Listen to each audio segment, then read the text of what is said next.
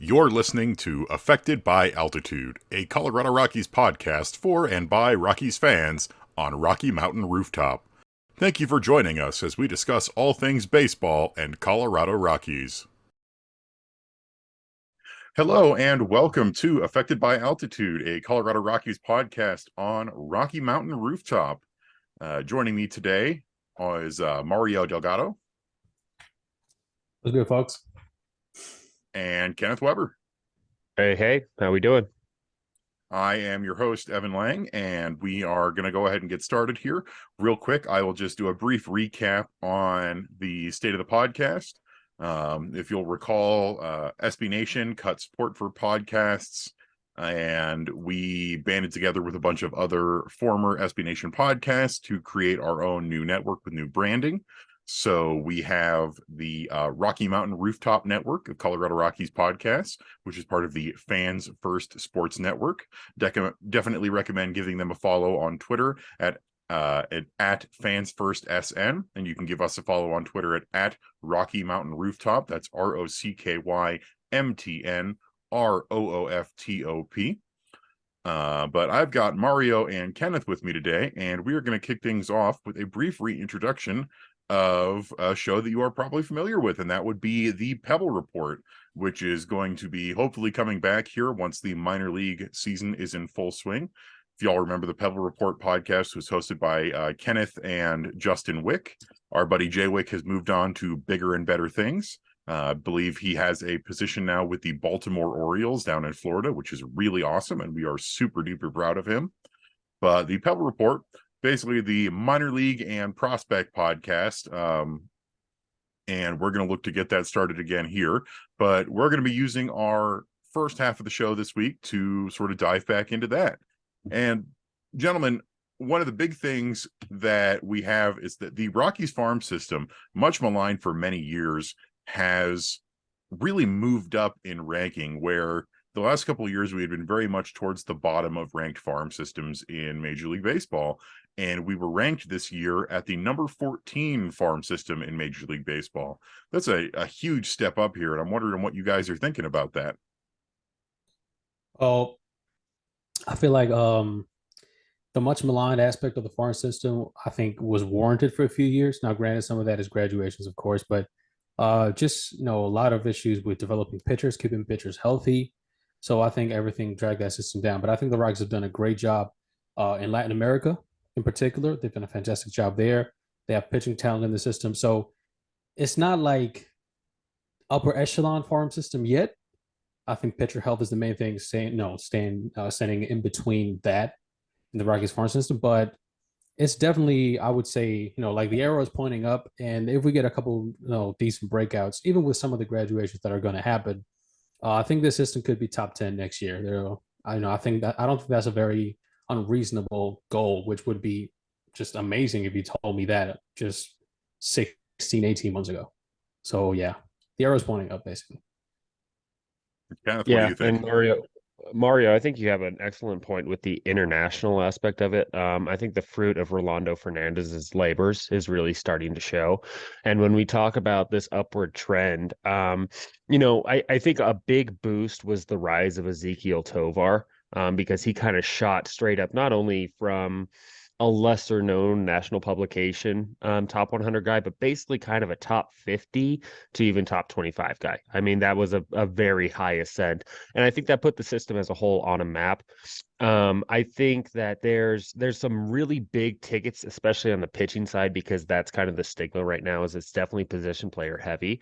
But if you look at somebody like Yordi Vargas, if you look at Jaden Hill, Gabriel Hughes, that can give a little bit more balance to the system. And then Vargas represents a bigger proponent that could open up when you talk about like Yanquiel Fernandez, or if Diane Jorge has a full season debut. Guys similar to the vein of what Adele Amador did last year. That could push them over the top into that top 10 pretty easily this year, because you'll still have names like Veen, Romo, Drew, Bretton Doyle, kind of, hanging out in the wings in the upper crest. And then there will be even more talent on the A-ball side. So it's in a good spot. That's the nice part. But there are some big questions on the pitching side. Yeah, we have.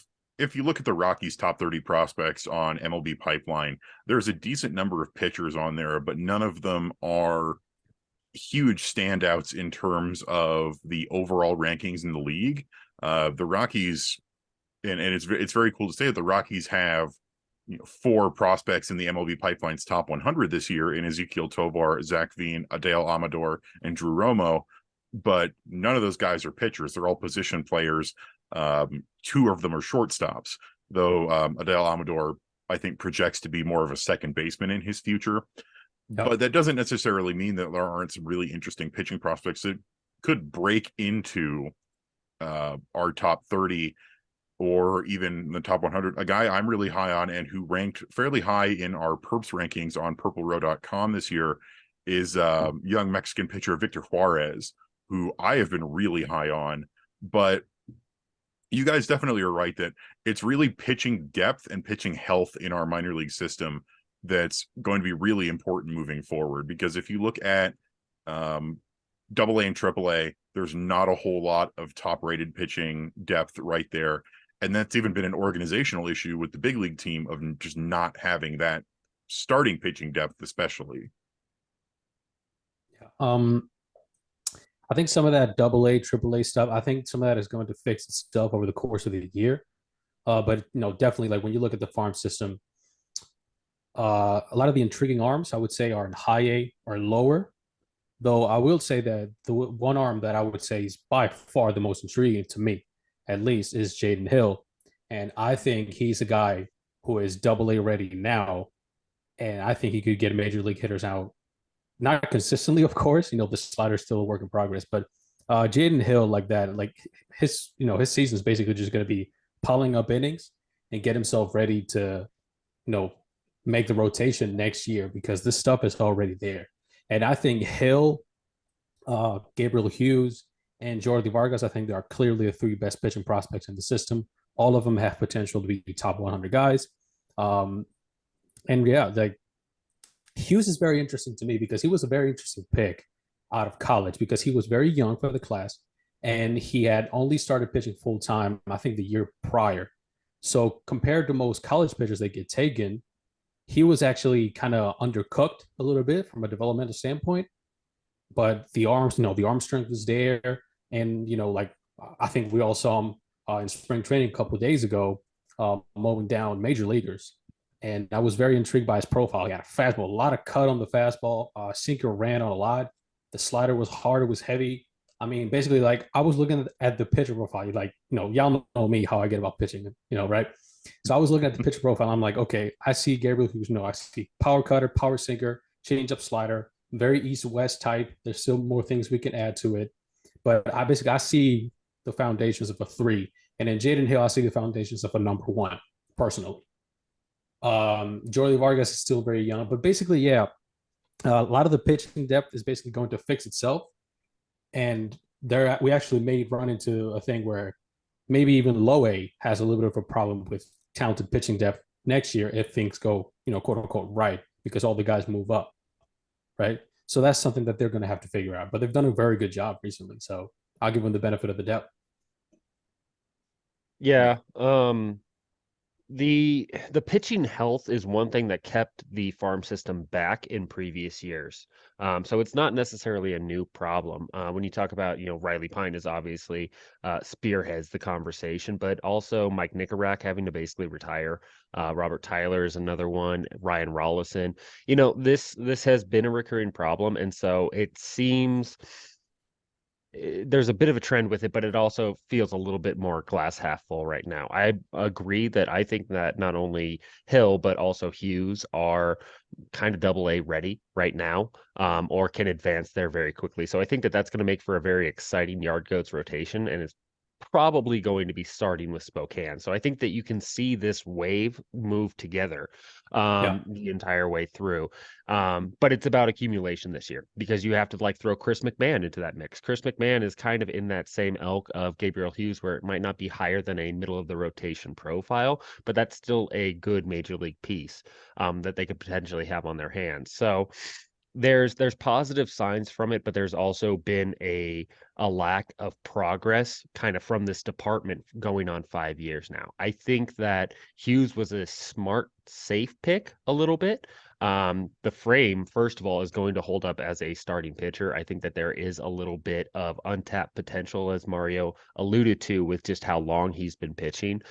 It might not be number one ace stuff. It, maybe on the high end could become a Jack Flaherty, sure. But if not, he's going to be that number three that can get major league hitters out. And that's a safe profile, especially coming after the Veen and Montgomery picks. So I think that they've handled it well. I think that they're due for some good luck, hopefully. But I also think that we've kind of seen this play out the bad way before. And so there's a bit of fingers crossed that it doesn't take another turn in that direction this year. Yeah. Yeah. And real quick, touching on some of the injuries that you already touched on, you brought up Nickerack and Rollison. Rollison, with how little he's pitched over the last couple years, he went from being one of the Rockies' top prospects to barely cracking the top 30. And I was a little worried last year where, with how he kept getting hurt, is this guy ever going to be able to make it with his injuries? And then you've got other guys who, formerly fairly high-ranked guys like Helcris Olivares, who has just completely dropped off because he got hurt, and just we haven't seen him really be able to come back. But then on the other side, you do have guys who have this intriguing potential. You brought up Chris McMahon. I also am really interested to see what Joe Rock does this year. Oh, yeah. But I really like what you guys are putting down in terms of Gabriel Hughes and Jaden Hill. I definitely think Hughes is probably going to start in High A Spokane just to kick off the season and get his legs under him. So what they did with Carl Kaufman, they were very high on Carl Kaufman after drafting him, and they started him in High A Spokane just to stretch him out, get him going, and then very quickly promoted him up to Double A Hartford. And I think the same future is sort of in the distance for Gabriel Hughes. Jaden Hill, I'm not sure about, just because he really didn't actually pitch that much last year, coming off of Tommy John surgery in his final year with LSU, and then we drafted him. He's real. He did make a total of 10 starts last year across the ACL Rockies and Low A Fresno.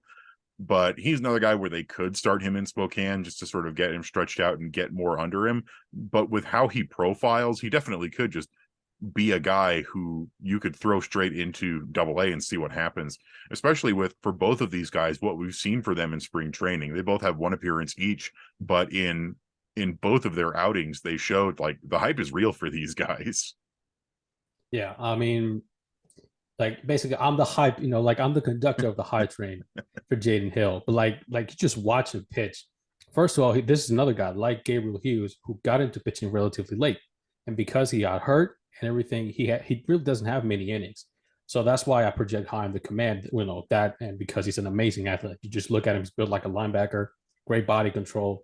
If you notice, he has when he comes set, kind of sidesteps, and then as he gathers, he kind of has a little pause in the middle of his delivery, kind of balances himself, and then just explodes down the mound. That's a good sign of athleticism. I mean, you just look at this stuff. That's why I said, he's real. He's real. It's upper 90s stuff. The changeup, I think you've seen his Bugs Bunny stuff. I think the slider is going to be the problem for him with his profile. But if he can, add power to it and get consistency, again, don't jump on me. I'm looking at his pitch mix and I'm kind of thinking this is kind of like Sandy Alcantara light.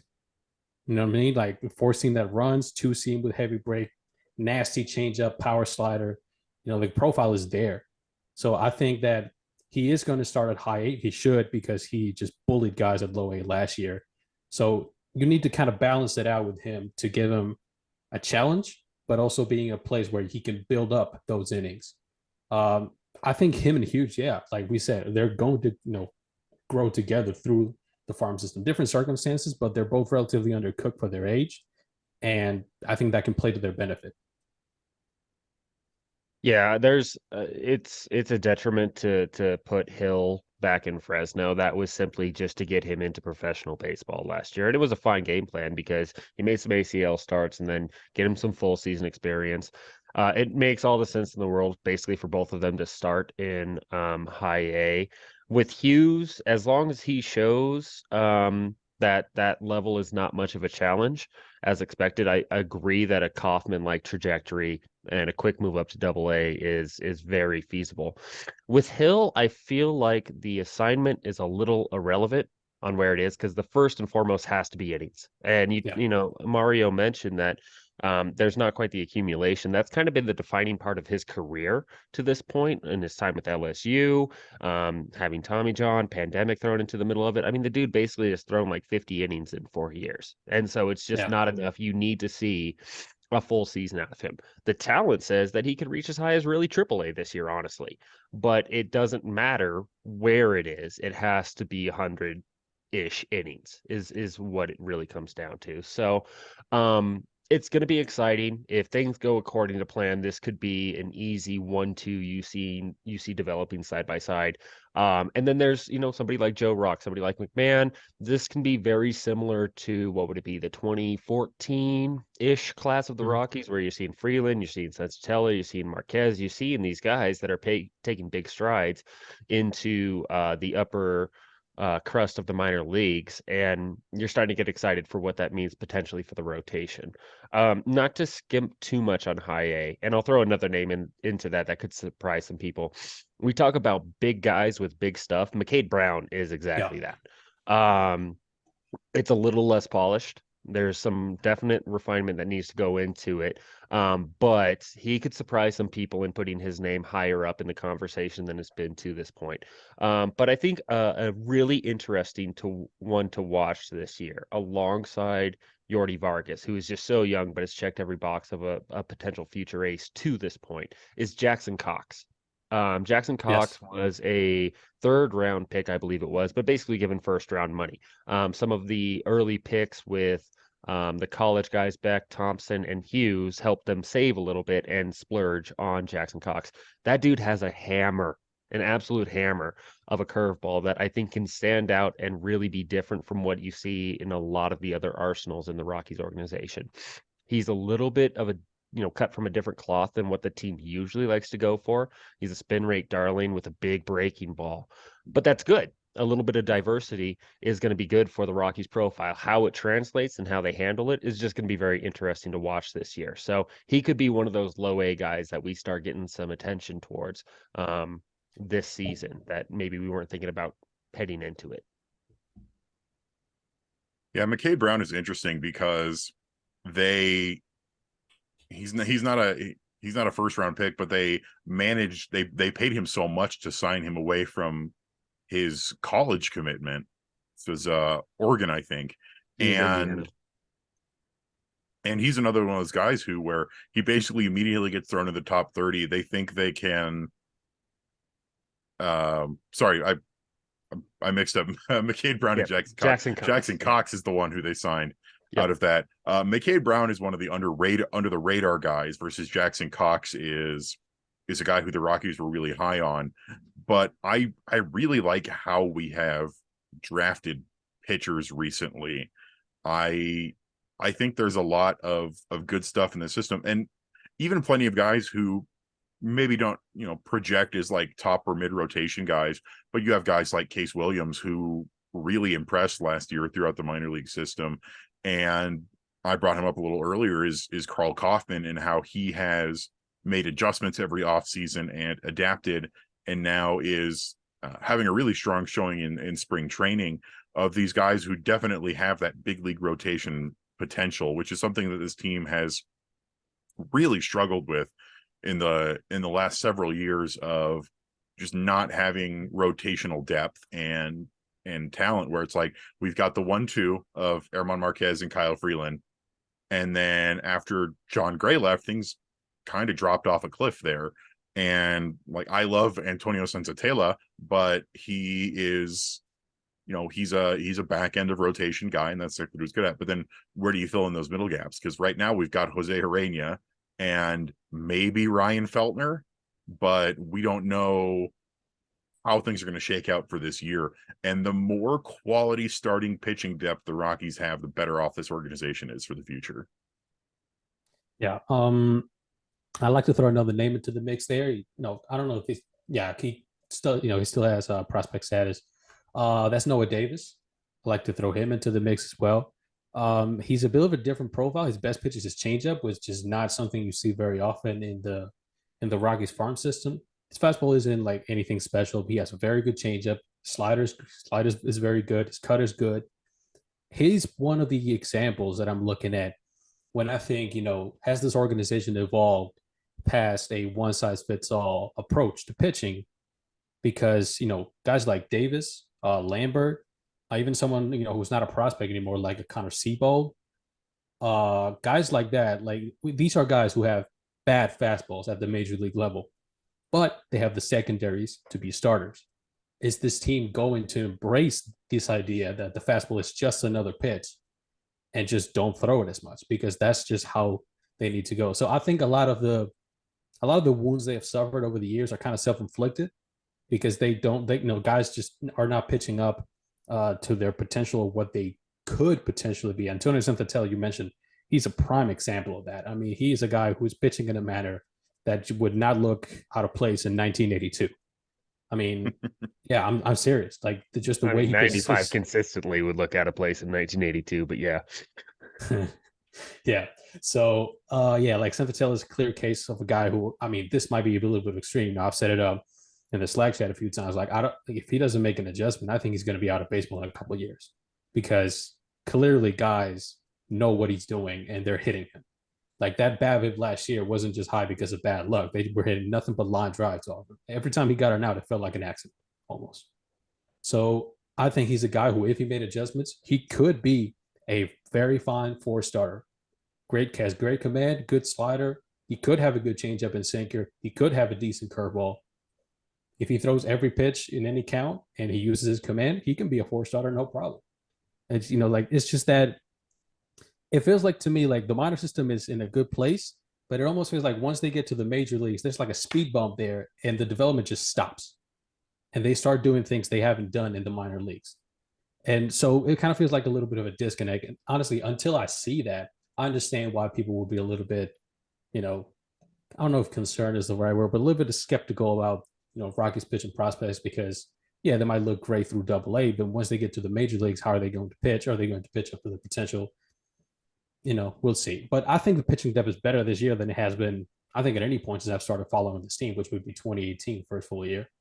So yeah, I think they're in a pretty decent spot when it comes to that. I think saying Senzatela, him getting outs might as well have an accident is a little bit extreme, but I do definitely agree that he has adjustments that need to be made. He is an excellent ground ball pitcher. He really excels at inducing easy, weak ground outs. But when he does get hit, he gets hit hard. And he definitely has adjustments that he needs to make him more of an actual threat to batters, especially strikeout wise. There was that year a couple of years ago where he had one of the lowest K9s in the entire league, where basically guy couldn't buy a strikeout. But he is young enough. He's only 27, I think, this year, that he can the same age as Marquez, I think. He can still make those adjustments. And what you've been saying about the fastballs is some stuff that you've been saying a lot over the spring training, is that a lot of the prospects and a lot of these guys that we dealt for or obtained, like Connor Seabold, are coming in and they're throwing tons of fastballs. And my hope with that, and what I've been trying to say hopeful is that is just Steve Foster and Darryl Scott saying, well, let's see what we can get out of the fastball during spring training and really see what the ceiling is for that pitch, and then hopefully go from there. But you're totally right that if they're going to make these guys rely on their fastball as their primary pitch, that's going to be an issue. Because like we've seen Seabold, when he's not throwing primarily his fastball, has had some really good outings this spring. Filthy. Yeah. Yeah, like not to take away from you, Kenneth, but no, you're good. Seabold's changeup is great. His slider's fine. His curveball has use. his fastball just happens to be his worst pitch. He's been throwing that like 60% of the time. Every time I see him throw a fastball, I'm like, dog, listen, dog, stop. Like, it's just crazy. Like, Kyle is like that. Synthetical is like that. Herman is like that. Herman throws way too many fastballs too, even though he throws hard.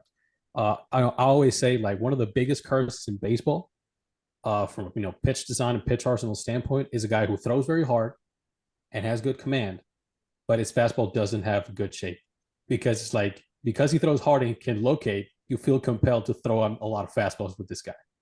He doesn't need to do that, so that's a curse. And I feel like kind of the Rockies need to break away from that. But yeah, not to keep mentioning that, because I can go on all day about how mad I get watching these guys. He absolutely can. That is not an exaggeration. Trust me. Yeah. What are your thoughts, Kenneth? I mean, it's a bigger conversation, as you guys are mentioning, when it comes to the Rockies and fastball usage, because they perpetually just get absolutely pummeled compared to the rest of the league when it comes to fastball usage from the major league staff. And so when you talk about somebody like Antonio Sensatella, dude should not be having a 15% strikeout rate, and that's pretty much what he averages for his career. And so yeah, it's a little bit of underperformance compared to what the stuff is. There's a bit of a buckshot here because there's a lot of different arms I want to talk about. Noah Davis, I agree that there is some serious potential, but I think that he just feels like a reliever, and I feels like one of those transition guys. And so the sooner that can happen, I think the faster he becomes a major league contributor. We talked about the way that the Rockies might be evolving their approach when it comes to pitching. Carl Kaufman is exactly what the Rockies have loved to put out there for a long time. Carl Kaufman is the type of Rockies dudes, whereas the sinker slider, back of the rotation guy, that they can feel safe putting out there to give 5 innings. And it's nice that there's not a dozen Carl Kaufmans fighting for the same spot. There's a little bit more difference into the mix, but yeah, Carl Kaufman is exactly what they have loved to produce over the years. Yeah, I'm higher on the pitching depth as a whole, but I've been down this road before too. I think heading into last season, there was a lot more optimism about how that, what's coming on the horizon with the pitching, and then we ended up having to acquire Jose Urena off the scrap heap, and now he's being leaned on very heavily. They couldn't wait to resign the dude. So, I'm not fully bought in yet. I'm dipping toes into my optimism about the Rockies and how they could bring a few major leaguers along on the pitching side this year. To shift gears, though, real quick, just because I don't want to miss it, Brenton Doyle has been pretty awesome. And when it comes to some other major league contributors, center field has kind of been a black hole since peak Charlie Blackmon. And even then, it was the bat carrying the defense. We're talking like 2017, 2018, where there hasn't really been a clear, viable answer for center field, even though Jonathan Daza has performed respectably over the past couple seasons in that role. If we talk about some of the biggest major league contributors for this year and what the Rockies have going on, Brenton Doyle has a real chance of making a big impact for the team this season. And I think the hitter that he showed he was at the end of last season and the adjustments he made have shown so far in the spring. And that's big news for a guy where you were concerned just how much the bat could actually work, because everything else defensively and being able to handle center field, basically the 4 other tools are fine. Is the bat going to be able to adjust to major league pitching? And so far, there's been a lot of boxes checked for Brenton Doyle lately. And that's going to have a huge ripple effect if that does become a hit for this team. So I think, honestly, because I expect Tovar to be good. Yeah. I expect Tovar to hold it down and be good. There will be some bumps. He's a rookie. That's fine. If Brenton Doyle can join that conversation before Zach Bean, and then you have some of this pitching that you're dreaming on a little bit, you feel a lot better about the Rockies' future in 2024 and beyond, if you see some of those signs this season. Yeah. I love Brenton Doyle. I was calling for him to maybe be in question for starting in center field this year or platooning with Jonathan Daza. There was a little bit of a hubbub, and there's been some hubbub. I wrote about this earlier this week about the Rockies optioning some of the younger guys, and Doyle was one of the first that got optioned down to AAA Albuquerque, and they were like, well, he's had a great spring. Why not just throw him in? And I really think the main thing for him is that they want to make sure he's getting consistent at bats, and they really want to evaluate him more in AAA. Because if you remember, he made it to AAA last year after not doing super great in Hartford. Very similar to Zach Veen when Zach Veen was in Hartford last year, but a little better in terms of average and on base percentage. But he struck out a ton in Hartford, and he went up to AAA and annihilated the ball, but was only there for about a week. And so I'm not really down on the move of starting him in AAA this year when there's a huge chance, and it's extremely likely that he will end the season on the big league roster. He'll make his big league debut this year. I'm really not doubting that at all right now, because he's got all, it's like you said, he's got all the other tools. He reminds me a lot of Drew Romo in that regard, where his defensive tools are there. He's ready to go for that, but you just need to make sure the bat is in order before you call him up. Yeah. Bean is like that too, honestly. We want to, really be honest about it, because, especially at the beginning of spring training when he was still like, I think there was one point where he had like 7 steals on 5 times on base. Like it was something crazy like that. And people are called get this guy to the major league roster. What are you waiting for? It's like, did people see his batting line at AA last year? Like, I love Zach. I think he's going to be a very good player. But even if you don't even know about his AA line, if you just watch his at bats, you can clearly see there is a hole in the inner third of the swing. Guys, the pitchers who can locate a breaking ball, to his back foot, they're going to get him out now. So, just give these guys time. Like Romo is the exact same thing. And Romo is a catcher. So, catcher development is not very linear, less linear even than other prospect types. They take such a beating. And I know he played second half of last year, he played hurt and was not the same. So I think with both those guys, Romo and V, you start them at AA and you just basically give them as long as they take. Like, there's no need to rush Zach V. He's 21 years old. It's not like he has been, struggling and repeating levels, and he's 23 years old, still having barely had any success at AA. He's 21 years old. Like, let him actually pitch. Like, just because Tovar was so precocious, I don't know if that's how you pronounce it. See, that's where that's where the fact that I'm Spanish kind of plays me bad sometimes. Is that how you pronounce it? Yeah, that's right. Yeah. All right. So just because Tovar was like that doesn't mean that everyone's going to be like that. He's the exception. Yeah. So just leave Bean at AA until he clearly shows he can handle velo in the inner third, and then you can bring him up alongside with Romo. Yeah. I agree with you guys on Brenton Doyle. I think with him, he's a classic 4 tools guy, and he's missing. The problem for him is he is missing the one tool that's the most important, and that's hitting the baseball. I think with him, best case scenario, like realistic best case scenario, obviously if he just fixes everything, he immediately becomes a 5-tool center fielder and a franchise cornerstone. But a realistic case scenario is he becomes kind of like a Randall Grichuk when he was good, who can play center field. Low on base percentage, high strikeout rate, probably won't walk a lot, but will get to his power, put up roughly league average batting lines, and in his case, he'll handle center field, so he'll be a plus everyday player. I think that's a realistic expectation for Doyle. Speaking of guys who they optioned, though, how about Nolan Jones? I want to talk about him a little bit because I know we had a little bit of a debate about this in the chat, and I think my position was clear. I just think that you traded Juan Brito, who's a good prospect for this guy. I feel like you have to have more faith in your own evaluations of a player than letting just a couple of weeks of poor spring training at bats say, right, he's not ready, let's throw him down to AAA, because where is he going to get his at bats now? You know what I mean? Now that there's Profar, Profar's there, but Grichuk is coming back in just a couple of weeks.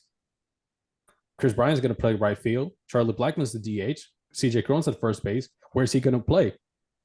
They just drive me crazy. So yeah, I get it, and we'll talk about this a little bit more in the second half when we're talking, touching more on the big league stuff. What I'll say about Nolan Jones is that I'm sort of on the other end of things, where he had such a bad spring that sending him down to AA, where he can work with Jordan Pacheco, who got really good results out of that Isotopes roster last year, to work on things until there is a more clear spot for him. Ideally, or not even ideally, this is a very different team next year where Profar will likely not be here. Grichuk is no longer signed. Blackman is no longer signed. Crone is no longer signed. A whole bunch of guys are dropping off the Rockies roster after this year. And Nolan Jones is young. He's 24. He's not, doesn't have the same sense of immediacy as some of the other corner outfielders that we've tried to get going. Guys like Sam Hilliard, who is 28, 29 years old. But with how much Nolan Jones led the entire Cactus League in strikeouts and just was not getting good bat to ball, was not hitting for power, I think it was the right decision. I know I'm in the minority for that, especially with the trade for Juan Brito. And I was very high on Juan Brito, but at the same time, the Rockies have decent depth prospect-wise in terms of middle infielders, shortstops, and second basemen. And that trade was made before Brendan Rodgers, the expected everyday starting second baseman, went down hurt. So I think I don't think they'd make the same trade now, but it makes sense to me in the grand scheme of things. Kenneth, do you have anything else you want to touch on? No, I mean the Nolan Jones, I'm just so tired of talking about log jams on corner positions, and they just added to it. If you're gonna make the trade and have conviction and love the report you had on him, and especially when there's a silver lining of a Randall Grichuk injury to open up a little bit of playing time at the beginning of the season, try it. Instead, you go the opposite way and you lean into signing Moustakas and Profar. So, yeah, it's another hurry up and wait for old guys to get out of the way type of season, and I'm not very enthusiastic about that idea. So I believe Nolan Jones can be a decent piece, and I would have liked to see him get a better opportunity. And yeah, I mean it's tiresome. Yeah, I'm gonna have a day where I'm not gonna have to worry about why can't we get more playing time. Oh, because we're paying CJ Crone. So I'm very much looking forward to that conversation after the end of the season. Well, maybe in the second half we'll touch on the idea of CJ Crone not being a Rocky anymore sooner rather than later. But we'll be touching on some of the major league stuff and going through some general housekeeping in preparation for opening day, which is coming up pretty soon. So hang tight. We're going to take a quick ad break and we will be back right after this. Welcome back to Affected by Altitude. I am joined still by Mario and Kenneth. And for the second half of our show, we are going to be talking much more about the major league side of things. Opening day is less than a week away. The Rockies on March 30th will take on the San Diego Padres in San Diego. And as opening day is coming, the Rockies have been, like many other teams, paring down their rosters and camps in preparation for having their opening day 26-man rosters. And I think we have, at this point, a pretty clear picture of what the opening day lineup is going to be. Maybe not the full roster, as some pieces are still falling into place, but a pretty good idea of what that starting nine is going to look like. They've named Herman Marquez the opening day starting pitcher and are expecting Kyle Freeland to potentially be the home opener pitcher on April 6th. Really, all we're looking at is the bench, maybe the last bits of the rotation, and then the bullpen that needs to get solidified completely. But overall, pretty clear picture, I think, of what we're going to be going into. I'll start with what I think it's going to be, and then I'll have you guys see if you have any spots where you disagree or anything. This is not particularly a batting order. This is just the guys who will be in the starting nine. Catcher is going to be Elias Diaz. I don't see who else it would be at this point. At first base, you're going to have CJ Crone. At second base, Ryan McMahon. Shortstop, Ezekiel Tovar. And at third base, Alaris Montero. Left field is going to be Jurickson Profar. Center field is going to be Jonathan Daza. And then right field, Chris Bryant. And then designated hitter is going to be Chuck. Nailed it. Yep, more or less. I think the only thing that could probably make you wrong is whether Chuck is ready for opening day or not. But if he is, you can pretty much set that in stone. I think he said something recently where he's expecting to be ready for opening day. He was taking swings and reps with the minor league camp yesterday while the Rockies were playing the Brewers. So I don't see him. I'd be surprised if he's not ready, but there's really not a whole lot of different permutations that starting lineup is really going to take. Yeah. Because how does the bench look then? You have Servin Alan as the Trejo. backup catcher. Alan Trejo is the utility infielder, you would assume. I Mike Moustakas is. We'll find out. I believe at some point today. We're recording on Saturday the 25th here. I believe today is the first opportunity he has to opt out. So we'll find out today what happens with that. I doubt he takes any sort of minor league assignment. So we'll probably find out. But I bet you dollars to donuts that Mike Moustakas is going to be a bench player. And then Castro. Yeah, because they need an outfielder. But if you're going to pick a guy that is not on the 40-man roster, I would so much rather have Coco Montez. I would too. I think we all would, really. Mhm. But no, And Castro I like is, Harold Castro. I don't, but like nothing against the dude. Like serious, like when we talk about it, nothing against these people, but it's like Castro has already shown you what he is. So many at bats at the major league level. He is like the trademark Rockies hitter too. Hits for a high average, doesn't walk, doesn't hit for power. He plays the outfield not very well. He's stretched thin in center field, but they need an outfielder, and I don't think they're going to have Brenton Doyle up there, for just a week or so. So you can probably bet on Castro making the team. So that would be Trejo, Servin the backup catcher, Moustakas, and then Castro. Pray to God that Jonathan Daza doesn't get injured, by the way. I think if Daza gets injured, then they would probably call up Brenton Doyle. He's on the 40-man, and he's probably the next man up for center field. But it's one of those things where I don't know. I don't know how I feel about the bench. I love Alan Trejo, and I wish that they had more for him to do. He's a fun player. He's such a fun player, and I talked about this last week. He deserves a starting opportunity somewhere with how good his defense can be, but that's just where we're at right now. And I'll be happy if he makes the big league squad coming out of spring training this year. That'll be fantastic. But the rest of the bench has just so many question marks, where you have a lot of position repetition, and then you have Brian Servin is the backup catcher. His bat is not great.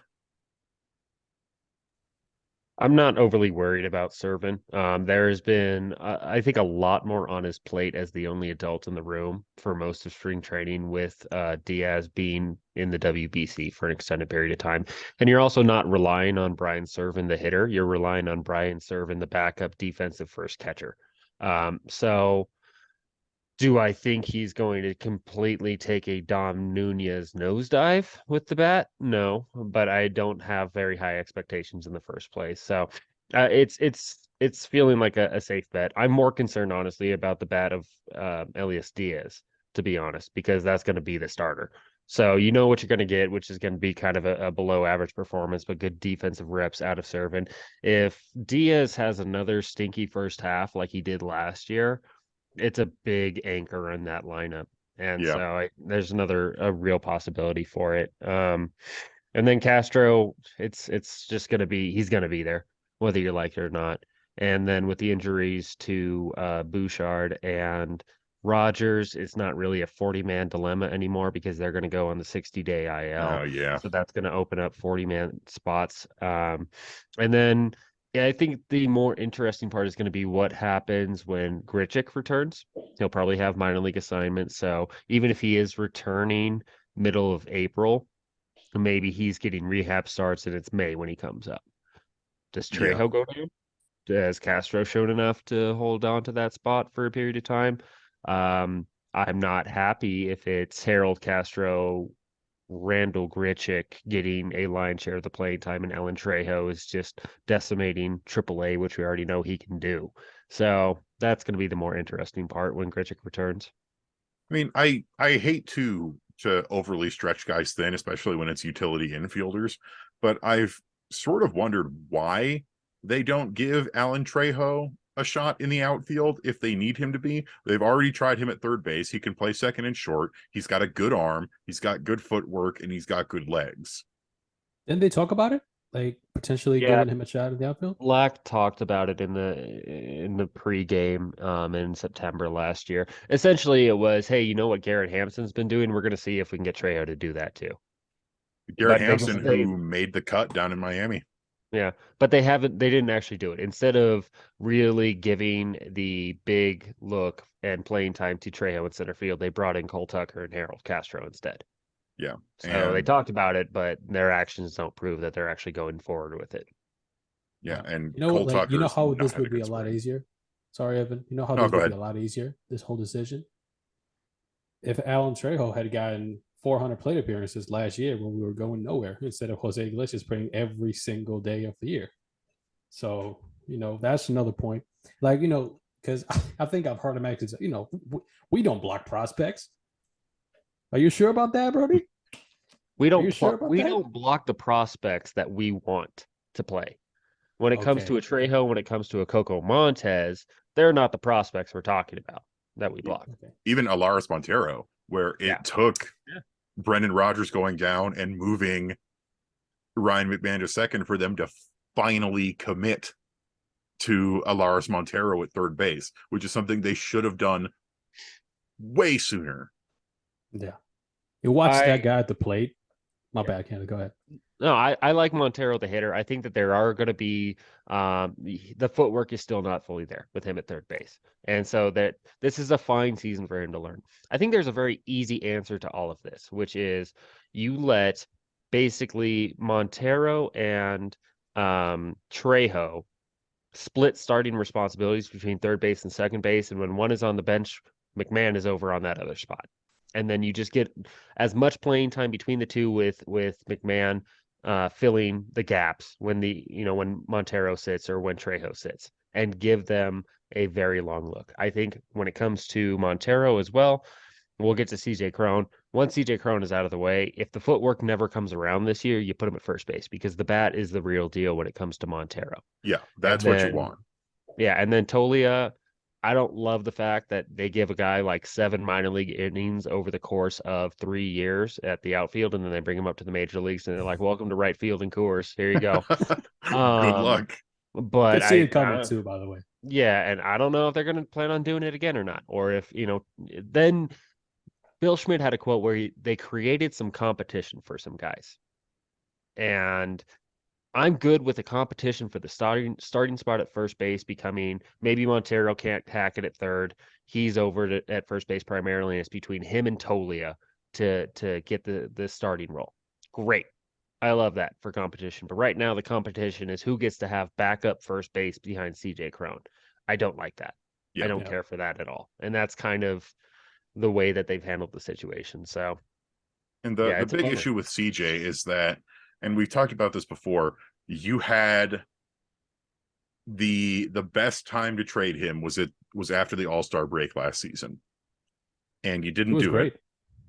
And then he really had a difficult second half, and he just doesn't have the trade value anymore. And now you've got to see again if he can recoup that trade value, and then you can maybe trade him this year. And I love CJ Cron. And I also try and recognize, we talked a little bit about this during the break, that Dick Monfort and the Rockies are probably very scared of losing a trade again. After the public fiasco that was the Nolan Arenado trade, they've been very gun shy about these kinds of things. But and I'll even recognize that last season was kind of a damned if you do, damned if you don't situation for CJ, where let me explain. The Rockies have this terrible public perception of, oh, they just trade away all their good players. They're a quadruple A team, et cetera, et cetera. So you trade CJ, your only all-star at the break, and those kinds of people are going to be very loud about, well, there go the Rockies again, trading away one of their best players. Here's my argument against that. The ballpark is full anyway. So why do you care? You know what I'm saying? I Like the absolutely ballpark's full agree. anyway. But when you have, Dick Monfort in the Rockies front office who have been now burned and they don't really take interviews anymore because of this, and they don't like the negative attention, I can definitely see that as being maybe where they were coming from on that. And on the other hand, if you don't trade him, you get all the people like us who are saying, well, you just missed out on peak value for trading him. So I feel like the Rockies front office felt like they were in a lose-lose situation with that and decided to just keep CJ. And now we're unfortunately dealing with the issues of that, where he's been having his back issues during spring training. He's not his bats was not picking up during spring so far, and we're just kind of having to wait it out and see what happens with him. And I love CJ, and I was very happy to have him on the team, last year and year before. I think he's an awesome guy, and I think he was exactly what we needed at the time. But now that we have guys who are ready, the answer at first base isn't going to be CJ Cron or Mike Moustakas. It's got to be like Michael Toglia, Alaris Montero, Nolan Jones, even. You operate scared and you're going to put out a scared roster. I mean, and so, yeah, okay, maybe they can get a pass on it for 1 year when it's okay. Look at the sentimental value of Trevor Story and John Gray and all of the fallout from the Nolan Arenado trade. Okay, yeah, then you can understand public perception, or at least you can see where it's just like we got to cut losses and just bite this bullet a little bit. You can't do it 2 years in a row. And then when it comes to CJ Cron, it's finding $100 bill and then refusing to try to turn that into more. CJ Cron was a minor league free agent for a reason. He was in the same boat as Matt Adams and Greg Bird when he got to Colorado. And then CJ Cron exceeded expectations. And rather than trying to turn that success into something more that can, pay dividends down the road for the franchise, they locked him up and then they just kind of cornered themselves by framing the $100 bill instead and not letting it do anything for them. So, it's dumb. Like I don't get it, man. I just don't get it. And so yeah, I'm not going to be surprised at all when CJ Cron finishes the season with Colorado, because they're probably going to talk about the depth and they just don't think that the pieces are ready, and they need to have respectability out there because they're going to be playing scared and operating scared of the moniker of having 100 losses. And so that will be enough incentive for them to keep somebody like CJ Cron out there, because one, it's going to have cheeks and seats, and then two, it's going to give them whatever narrative they have at the end of the year of, oh, they're making progress. And they can point at somebody like CJ Cron. It's just like, nah, man, that's not progress, because he's gone anyways.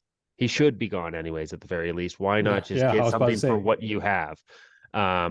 That's the And, easiest way to look at it. And the Rockies just dig their heels and refuse to do that with anybody. So I yeah. have very little faith that it will happen. And that's what makes the Profar and Moustakas signings feel or Brutal. taste so sour, because you look at it and it's like the way this should work is fine. This is a band-aid.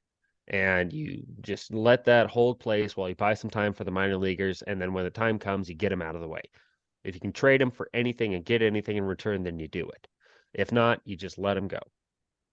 They never do that. The only guy that they've traded basically as an expiring contract in the past decade has been Michael Givens. And even then, it sounds like there was a little bit more behind getting rid of Givens, the person, than it was just, selling Givens, the player. So they have a big reluctance on moving out expiring contracts to bring in anything and then create playing time. And I just don't know if it's going to happen this year the way it should. Yeah. Playing scared is a great way to put it, because that's what the Yerkes and Profar move strikes me as, is like, in a vacuum, I'm one of the people who thinks, the Profar move isn't a terrible move, but from an organizational standpoint, it's Sean Bouchard goes down and Chris Bryant is moving to right and Randall Grichuk is hurt, and the team goes, oh no, we don't want to lose 100 games this year. Hey, Bam Bam, you're hanging out with Yerkes and Profar with Team Netherlands at the World Baseball Classic. Let's get him in here. Let's bring in Mike Moustakas.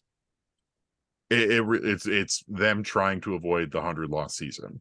I think personally, like Kenneth, like the most damning thing about this roster really is that when you look at it, it's not a good roster, but it's also a low variance roster.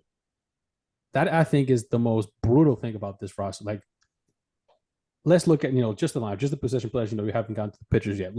Who in this lineup has realistic breakout potential to exceed expectations? I would say two guys, realistically, Tovar and Montero. Two guys. The with rest of the Rockies guys being are hurt. Yeah. yeah. With The everybody rest of else, you know what you got. yeah. With everyone else, you know what you got, and you're probably only going to get diminishing returns. That's the thing. So this is not just a bad roster from the position player standpoint. It's also a very low variance roster. And when you're in the position the Rockies are in, still not a competing team, you need to introduce variance in any way, shape, or form. Maybe you lose a couple more games. That's fine, because maybe you win a couple more games and then that works out. So, like the position players have been the problem for years for this team. And I think, yeah, it's still relatively uninspired. I think the pitching staff is much better. I know, people, I know, the public perception with the Rockies is they can never pitch. I think the pitching staff is far better than the position player side. Not even close, in my opinion. Yeah. Well, on that note, we might as well, since we've got the position players, fairly set outside of some minor variables in the bench, of ranking those position groups. So let's start with giving a grade to the Rockies infield this year, which, as we said, CJ Cron at first, at second base, Ryan McMahon, at shortstop, Ezequiel Tovar, and at third base, Alaris Montero. What grade would you give that infield group? I go C plus. I'm gonna say a B. And I think just potentially, if they make the right moves for the purpose of the season, it could be as high as a B plus. If they trade Crone and Togler plays first base, for the purposes of what this season is, that's a B plus infield for me. Ryan is good, Lourdes is good, and he can be good. Tavares is going to be a star, I think. Togler needs to play. So for what that is, that infield I think is clearly not the problem. Catcher though is a different story. I still cannot believe for the life of me they did not sign a free agent catcher. There were a lot of pretty solid ones in a year. They say we're trying to win as many games as we can, and you did not sign a free agent catcher, bro. I can't believe that we didn't sign Gary Sanchez. That seemed like a very Rockies move to make. There's a lot of loyalty to Diaz. Justifiably or not, but basically, Elias Diaz had a really good 2 months there at like the end of 2021. And since then, it's just been like, that's our dude. This is, our future all-star catcher. Personally, I would have been a proponent for a buy low on Tucker Barnhart, especially on his defensive metrics. But I would have liked that. That's neither here nor there. Finishing the thought on the infield, I love everything about Tovar. I think that's going to be the most exciting storyline for the Rockies all year. The Rogers injury, you're simply just not a better team without Rogers out there. And so that has to hinder them. And from there, it's going to be a lot of unproven, a lot of prove-its, I guess, with Montero and hopefully with Tolia. Mario, you said, assuming they do the right things. I don't assume they do the right things. I don't either. Don't worry. But yeah, I mean, so there's definitely potential, and that's what gives it the plus more than anything. I expect Tovar is going to have some learning curves, but he's going to be a great piece. And just the Rogers injury hurts. When it comes to catching, the catching position is not easy to fill in the major leagues in general. That is the hardest thing, to find somebody who can handle a pitching staff and also give you some offense with the bat. So you have to rate it on a bell curve, from Adley Rutschman and JT Realmuto to honestly kind of the Rockies. So even with where they are, there's not a lot of upside. They're just trying to keep this seat as warm as they can for Drew Romo in the next 2 years. That's the plan. I like the Rockies catching depth in the minors more than I like what they're putting out there on the major league side. I think Brian Servant is a good backup catcher, but I think that they just don't have any clear or responsible answers for starting. So I'll give it a D, just because I like their backup catcher is kind of the way I feel about it. And that's not a good way to grade a position. Ditto. Yeah. I'll give it a C minus with the potential to be a high C plus if Elias Diaz does not have a terrible start to the season like he did last year. But it's exactly like you said, where I like Elias Diaz the person, and I think Brian Serven is a great backup catcher, but Brian Serven's ceiling is great backup catcher.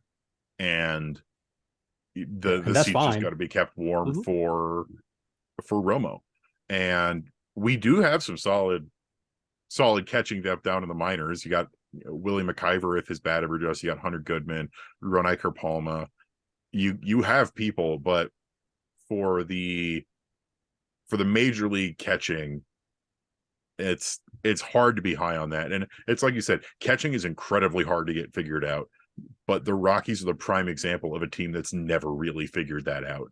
They've punted on the position forever. I mean, Chris Iannetta is kind of hands down the best catcher in Rockies history, and even then he was kind of a meh catcher. Yeah. So yeah, they've completely punted on the position, and that's just more of the same this year. Yeah.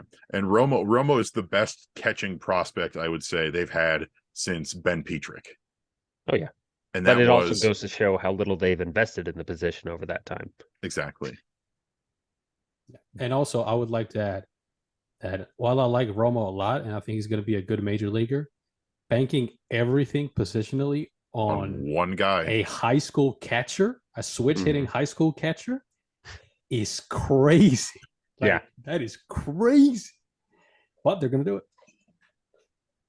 That's our Rockies. Who was it? I'm forgetting the name right now. They had the chance to catch or to get the catcher out of I think it was TCU last year. Would have been a really good ad. I digress. Go ahead. Parada? Let me look. They could have made any move for any catcher at any point in time over the last decade. Mike Zunino this offseason was signing for 1 year, $4 million? Yeah. Mm-hmm. You mean to tell me they couldn't give him a little bit more than that? I would have taken Zuni. I love Mike Zunino. I would have too. But it's tough. 500 foot. And I forgot to say what my grade was for the infield. For the infield, I'm going with a B- with the potential to be a B+ if everything goes right and the Rockies make the right moves. Like you guys both said, I'm very high on Ezequiel Tovar, and he and Montero are the true breakout candidates for the season. But you look at Montero's defense and then the issues at first base with CJ Cron, if his bat doesn't pick up, or we continue to block Michael Toglia, who is at least a very good defensive first baseman, and it could drop. Yeah. The thing with Toglia is my bad, bro. I mean, the thing with Toglia to me is he's going to get the opportunities because of his pedigree in part, but the profile is super risky. Like, he has serious issues. And it's not just, like a lot of guys who walk a lot, they run deep counts and you're just going to strike out more. Joey Votto has struck out at a decent clip throughout his career because he walks a million times a year. But with Toglia, when you watch him, he switch hits, he has power, but the two swings are different when you watch him. The lefty swing is kind of a low ball swing when you watch him, very much uphill, uppercut swing. The righty swing is it's more top hand dominant. So there are two different swings. He doesn't have great hand-eye coordination in either. And that's why when they when they put him at right field, I was like, that might be a decent move for his career moving forward, because the bar at first base offensively is so high. I don't know if he can. I don't know if he can get there. I really don't. Yeah, it's tough for Toglia.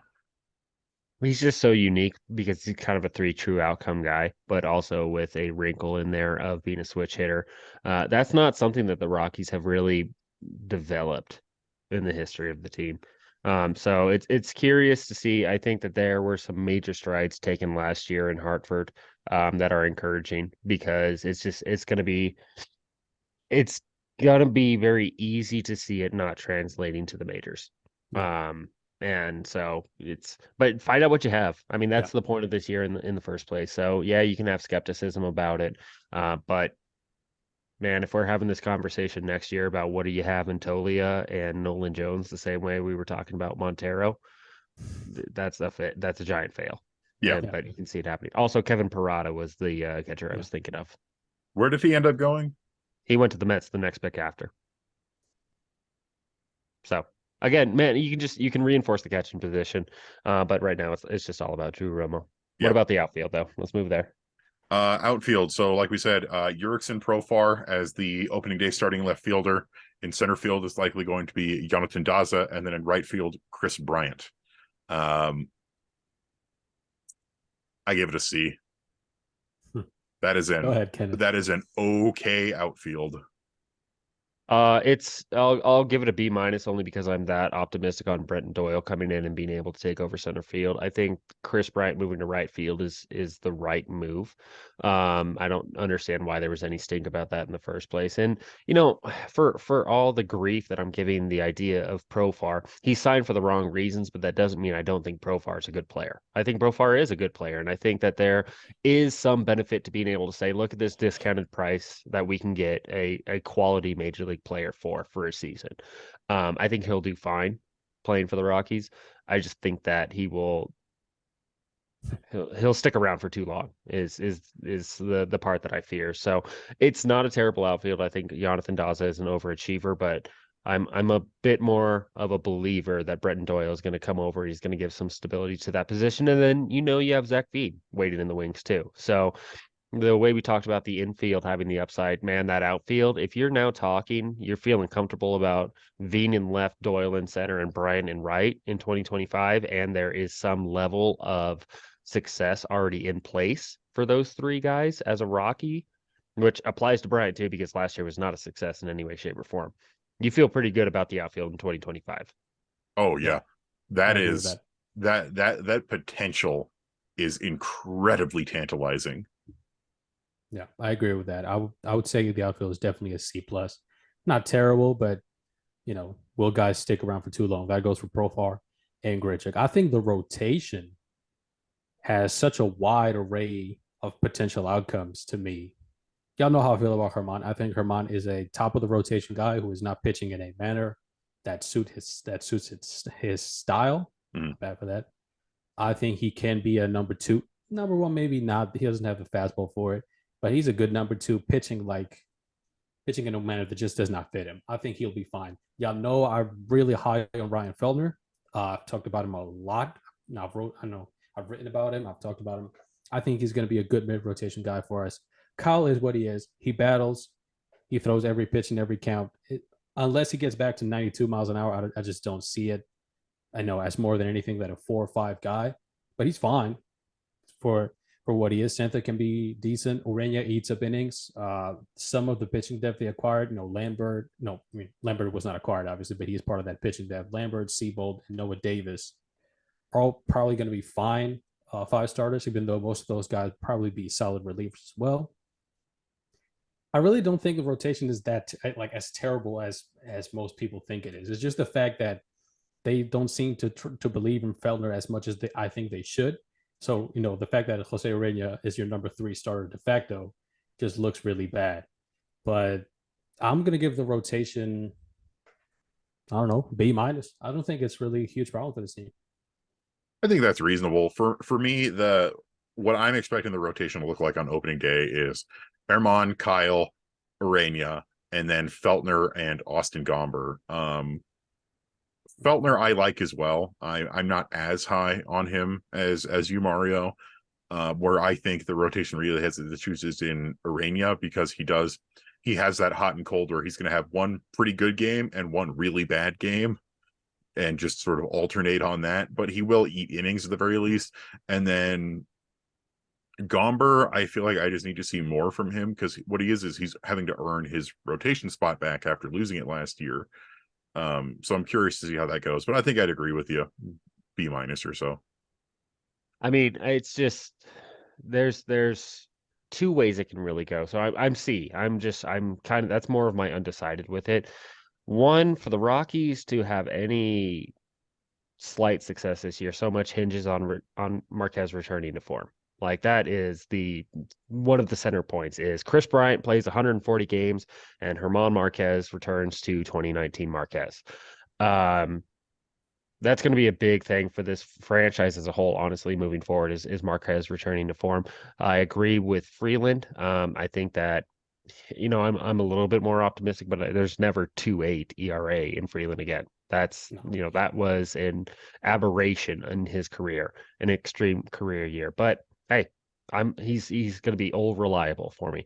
I'm tired of watching Jose Arena pitch already, and I'm going to be seeing a lot of that, and so I don't like that. I think that there are going to be strides taken by Ryan Feltner, but I'm happy with Feltner in the rotation. Gomber has to show it, man. Like this is kind of a big decisive year for Austin Gomber because the way that we've talked about see what you got from some of the hitters, you kind of need to see what you got out of Gomber this year because it could kind of be the end of the line if he can't cut it as a starter and he's just kind of an okay-ish reliever is now what we're seeing indefinitely out of him. You're not really excited about that piece, and then he gets put by the wayside pretty quick. So Yeah. I think Gomber, there's just too many unanswered questions of will Marquez return to form? How healthy does Sensatella and how quickly does he get back? And what is Austin Gomber?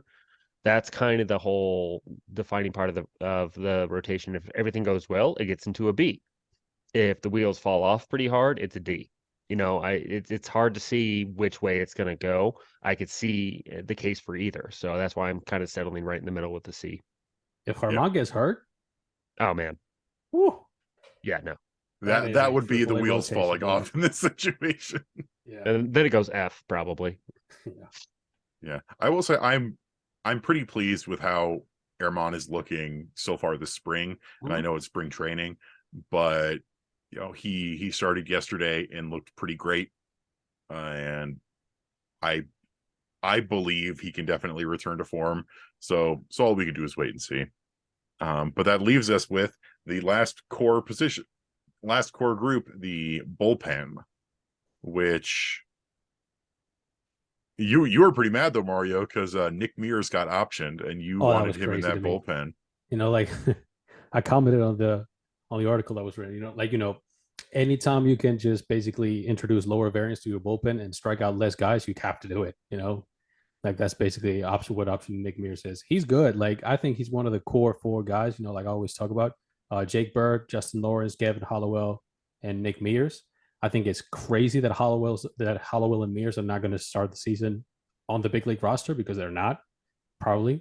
I think it's Uh, crazy. I think they're both super talented. Has Hollowell been optioned? I think he's a little bit behind. I think he's likely to start at AAA at least, especially with all the veterans they have. But moving quickly, I think the bullpen is very much probably going to be the best unit of this team this year. Bart is good. Again, don't pay attention to the WBC struggles. He was clearly way, way off mechanically. You could see it. He was off mechanically completely. And even if he loses a tick or two because of age, his slider feel is fantastic. He's nasty.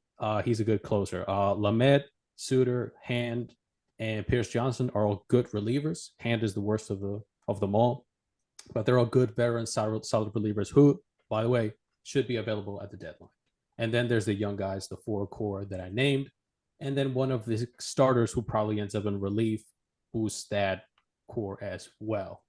Noah Davis is a good candidate for that. His changeup, I think, would play very well. So yeah, I think it's a good unit. I'm actually going to go ahead and give it a B plus. It's not an A, but I like where it's at.